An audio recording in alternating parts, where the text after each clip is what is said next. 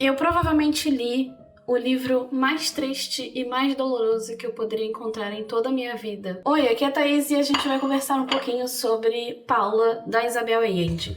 E esse é um livro de memórias. E quando a gente pensa em livro de memórias, a gente pensa em um livro onde a pessoa vai falar muito mais sobre ela, né? Muito mais sobre fatos que afetaram a sua vida de uma forma onde o mundo vai conseguir entender aqueles fatos através do seu olhar. Porém, com Paula, da Isabel Allende, a história é um pouquinho diferente, porque a Paula, ela tá em coma, e a Paula é filha da Isabel Allende. E quando ela entra nesse coma, é o momento que a Isabel Allende pega esse livro e vai contar a história da família dela, por tudo que ela passou, questões políticas, separação, desde a avó dela, do avô dela, o que aconteceu com o pai dela, e ela vai sentar e contar tudo isso para Paula. Só que a forma como ela conta não é apenas para criar esse livro de memórias para Paula enquanto ela está em coma, mas muito mais como a forma de catarse para tentar colocar esse sentimento para fora, que ela não sabe o que ela está sentindo, mas ela está passando por um processo de luto também. E esse vai ser um daqueles livros que você vai ler, você vai sentir basicamente toda a dor que a Isabel Allende está passando com aquilo, porque você para pensar que uma pessoa está em coma, uma pessoa muito importante está em coma, e você não sabe como se expressar. E é por isso que eu digo que provavelmente a Isabel Allende usou toda essa questão de escrever como esse escape, justamente para contar um pouquinho sobre a história da sua família para Paula, e quando ela acordasse, ela ia saber o que estava acontecendo, o que as pessoas estavam sentindo, como seu marido estava se sentindo, o que as pessoas esperavam e tudo o que passasse pela cabeça dela. Mas eu acho que a grande questão desse livro é mostrar como a Isabel Allende é uma pessoa resiliente. Porque apesar dela estar passando por esse processo onde a filha está em coma, onde ela está sofrendo com tudo isso, ela ainda consegue fazer com que o leitor passe por uma trajetória que eu nunca imaginei que eu conseguisse passar. A gente leu esse livro durante uma leitura conjunta aqui no YouTube, tem as três partes das discussões aqui, né, nas lives que a gente fez, e foi muito curioso porque a última eu tentei ler o prólogo do livro, e o prólogo para mim foi uma das coisas mais dolorosas que eu vi na vida, porque eu disse para você que a Isabel Allende ela passa por um processo de luto, basicamente, e a gente vai vendo todos esses estágios, né? A gente vai percebendo aquilo que ela quer mostrar, aquilo que ela está sentindo, e apesar da gente saber o que vai acontecer logo no início, logo na abertura do livro, a gente ainda tem esperança, junto com a Isabel Allende, e eu acho que é isso que me deixa mais impressionada, eu acho, com a escrita dessa autora.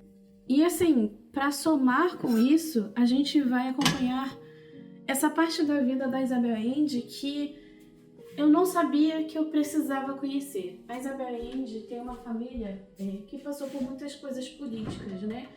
Provavelmente você vai lembrar do nome Salvador Allende, que é um nome muito famoso, porque é relacionado com a política, com o golpe e muitas revoltas que aconteceram também. Então é um nome que perpetua na nossa cabeça. Mas assim, eu acho que o lance todo dela mostrar esse lado político da família é muito importante para ver também o que ela estava sentindo naquele momento. Porque a gente tenta ver esse lado do autor, né? Como as histórias surgiram, como ela teve ideias para criar Longa Pétala de Mar, para criar A Casa dos Espíritos, para criar Eva Luna e muitos outros livros dela também.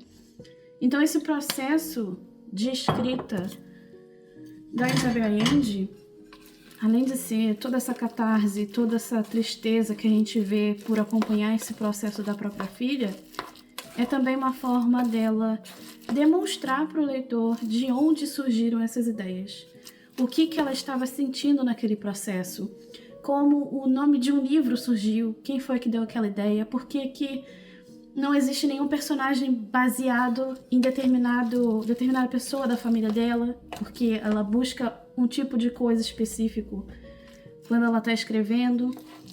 Então foi muito bom, não apenas para ver essa perspectiva da mãe, porque eu aprendi demais, assim, eu tô quase chorando de novo, mas foi um livro que fala muito sobre essa ligação de mãe e filha, sabe?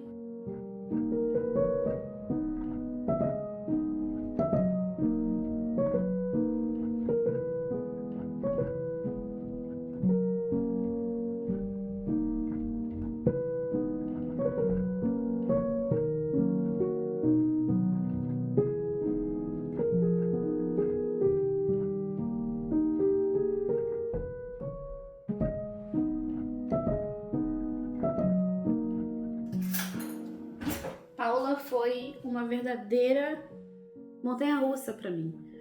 Foi uma montanha-russa de sentimentos, foi uma montanha-russa de perceber essas ligações familiares, foi uma montanha-russa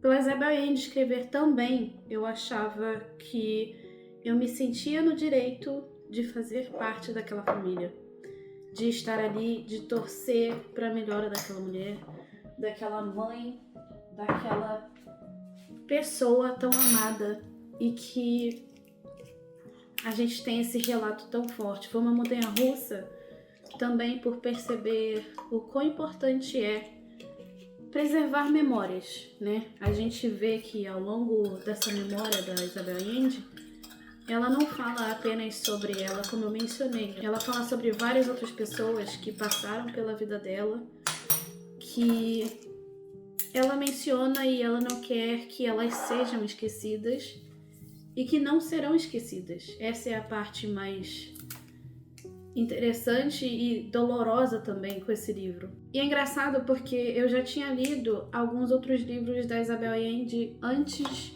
de ler Paula. Eu li Longa Pétala de Mar, que eu acabei não gostando tanto quanto eu achava que fosse gostar. Eu li A Casa dos Espíritos e esse foi o terceiro livro dela que eu li, que é o Paula. E eu sinto que esse livro transformou muito a visão que eu tenho dessas outras histórias que eu vi pela primeira vez, sabe? Eu gostaria muito de reler Longa Pétala de Mar, porque agora eu sei por que ela criou aquela história. Eu queria reler A Casa dos Espíritos, porque agora eu sei ainda mais em quem ela baseou aquela narrativa. Por que existe uma mesa que ela menciona na história?